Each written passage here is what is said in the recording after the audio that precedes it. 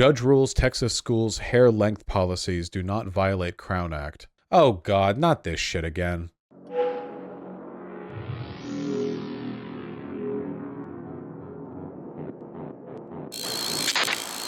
Just ruled in a case about a black student's fight to keep his hairstyle.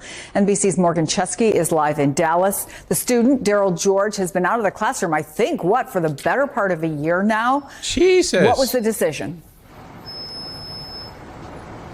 Yeah, Chris, I want to read you the judge's words exactly here, saying that the district's policy, that being Barber Hill District outside of Houston, does not prohibit. It's a good suit jacket, but look, collar gap, so the fit's not very good. Needs to be better shaped to the his torso. Also, I don't think that you should wear a suit jacket like this with a pocket square and a black t-shirt. This is a more formal business suit, even though it has the texture. It should be worn at the very least with some kind of like polo.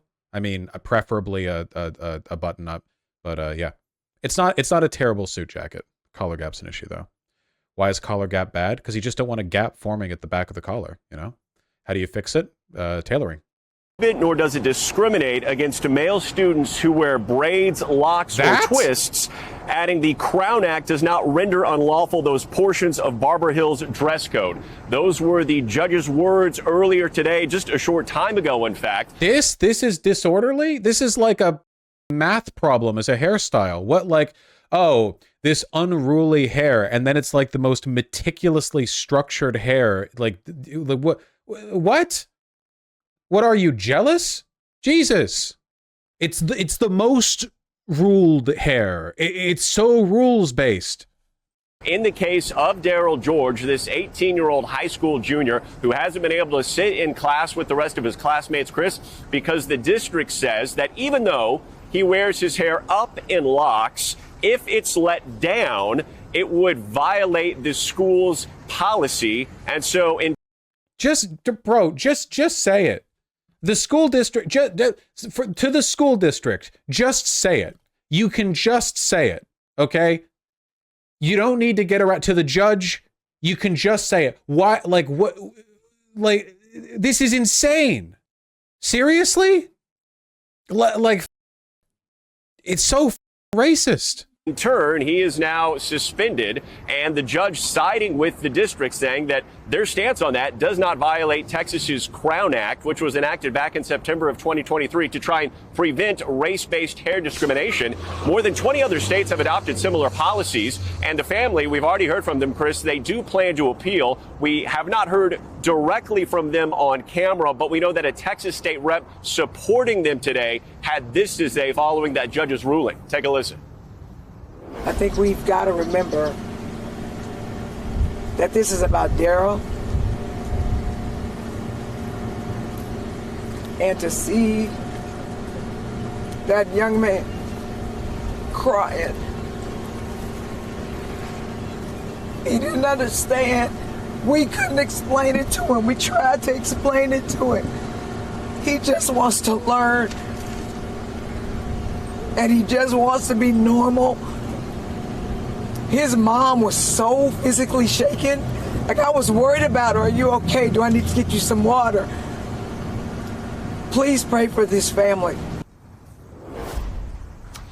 And we did have a chance to hear from that 18-year-old prior to today's court hearing, where he shared that he was angry that this fight has to continue on despite policies such as the Crown Act.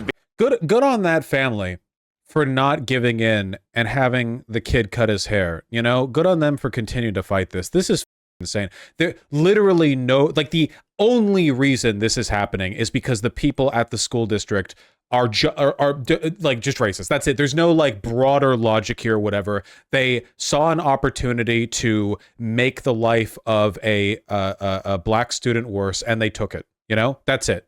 Like ridiculous, like insane. There's no like some cosmic alternative.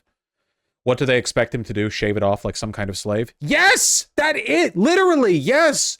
This is like a broader issue. This is not like, I'm not an expert on this because I know that like black hair is like a whole, like there's got PhDs in black hair. I don't know. I'm not an expert, but like, you know, obviously black and white people tend to have different hair, and attacking black people for their hair goes back about as far and is like, it is as entrenched as attacking black people for any other element of their appearance, right? But now in our glorious meritocratic post-racism world, you know, you can it's like, oh well, we're not racist, we actually have rules that prohibit everyone from having unruly hair. And of course, you know, I know this hair is coming out like 1 inch from his scalp, but you see, if he let the hair down, something he would never do, because you don't let this hair down. This isn't like a ponytail. It's not like you put it up in the morning and then you take it down at night before bed or whatever. That's not how that works. It's a whole process. The hair stays like this. So for no reason whatsoever, it's like, oh yeah, well, f it, you know, no school for a year. It's insane. It's insane. And this has been a thing for a while. Didn't black people in the early 20th century use products that actually burn their scalps in order to make their hair like white people's? I mean, not to get political about it, but you probably have noticed a tendency that a lot of powerful black women, especially women in positions of prominence, tend to have, you know, expensive, time-consuming processes applied to their hair to make it, you know, straighter, little, you know, little less wiggly. It's probably an association there, a perception that an afro, for example, is an unprofessional hairstyle, which an afro is hairstyle-wise analogous to just having like longer hair. That's what an afro is. It's longer hair, but like out. That's it. It's the same. And afros aren't like zero effort. Like we all know the white boy who grows his hair long but does not maintain it or like trim it or layer it or whatever. Afros don't just happen. Like they're cultivated hairstyles. There's nothing. It reminds me of that. Hold on. Shaving ad, black man civilized. I remember this. It was Nivea? Was that the... Yeah, this was insane. I remember this. This is what happens when you have no black people on your marketing team. This one. It was like, yo, buy our razors and beard trimmer and stuff, okay? Make yourself look professional. Re-civilize yourself. And it's an image of a black guy with a very close haircut holding the mask head of himself with an afro and a beard. And over here you've got the white guy version of that. Sin City isn't an excuse to look like hell. Now, I think there's a decent chance that this was just a colossal fuck-up and not some kind of intentional messaging, because man, did they get shit for this one. You know, the re-civilize your... just everything about it, you know. Colossal marketing fuck-up. Nivea is a German company, I think. Oh, maybe it wasn't a fuck-up. Who knows? I don't know. I thought those were decapitated heads. I mean, it was their decapitated heads. I found what I was thinking of. Conch is what it was called, and it looked like this. Oh, I've seen this. I don't know anything about what you have to do to make your hair look like. I think this guy looks great for what it's worth, but yeah, I don't know. The whole thing of like black hair, it's a whole like complicated thing, you know. I'm not... engine oil, yeah.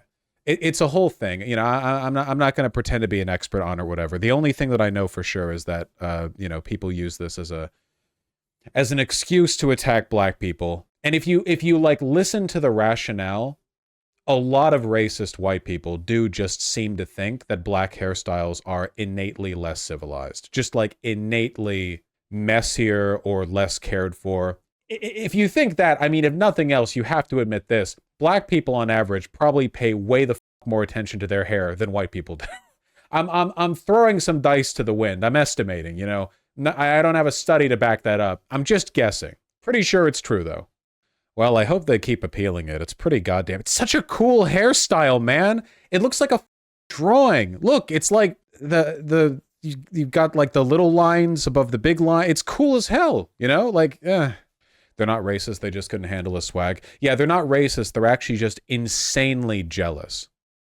At Barbers Hill ISD near Houston, they nearly didn't let a black student graduate for his hairstyle twice since 2020. Okay, then yeah, there probably is literally like one guy in the administration who's just really racist and wants to use it as an excuse to attack black people. You know, like they're not, maybe not just one, but like this probably headed by like a specific member of the faculty. Though, no, more than one people are complicit. I just mean this is probably being driven by a very like specific and directed. Yeah, whatever. It's bad. It's bad. It's not good. It's not good. Racism isn't good. That's the argument I'm putting forward today. Meanwhile, they'd be letting white girls come in with hair like this. That's true. It's the average white woman haircut, if only.